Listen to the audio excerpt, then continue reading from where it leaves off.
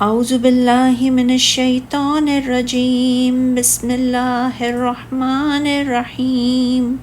یا ایہا الذین آمنوا ادخلوا فی السلم کافۃ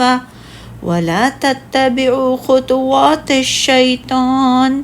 انہ لکم عدو مبین۔ فَإِن زَلَلْتُم مِّن بَعْدِ مَا جَاءَتْكُمُ الْبَيِّنَاتُ فَاعْلَمُوا أَنَّ اللَّهَ عَزِيزٌ حَكِيمٌ۔ اے لوگو جو ایمان لائے ہو، تم اسلام میں پورے کے پورے داخل ہو جاؤ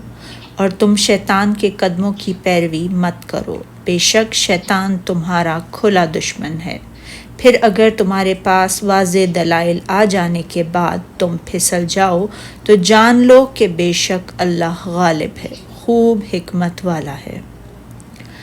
اللہ تعالیٰ اپنے ایماندار اور اپنے رسول کی صلی اللہ علیہ وسلم کی تصدیق کرنے والے بندوں کو حکم دیتے ہوئے فرما رہا ہے کہ وہ مکمل دین و شریعت اسلام کو اپنائیں، اسلام کے تمام احکام کے مطابق عمل کریں اور مقدور بھر کوشش کر کے تمام منہیات کو ترک کر دیں۔ خصوصاً یہ حکم ان لوگوں کے لیے تھا جو اہل کتاب میں سے ایمان لائے تھے، جیسا کہ ابن ابو حاتم اور نے حضرت ابن عباس رضی اللہ تعالیٰ عنہ سے روایت کیا ہے کہ انہوں نے کافہ کو منسوب پڑھا ہے، یعنی مومنین اہل کتاب کو بھی اسلام میں پورے داخل ہو جانا چاہیے۔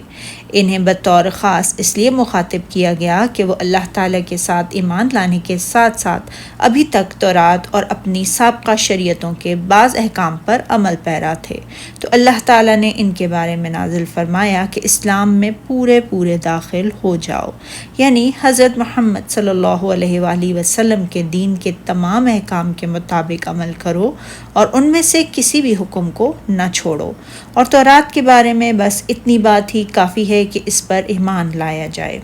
اور ارشاد باری تعالیٰ ہے اور شیطان کے پیچھے نہ چلو، کیونکہ اللہ تعالیٰ کی اطاعت و بندگی کو اختیار کرو اور اس سے اجتناب کرو جس بات کا تمہیں شیطان حکم دیتا ہے، کیونکہ سورہ بقرہ میں ہے کہ وہ تو تم کو برائی اور بے حیائی ہی کے کام کرنے کو کہتا ہے، اور یہ بھی کہ اللہ کی نسبت ایسی باتیں کہو جن کا تمہیں کچھ بھی علم نہیں ہے۔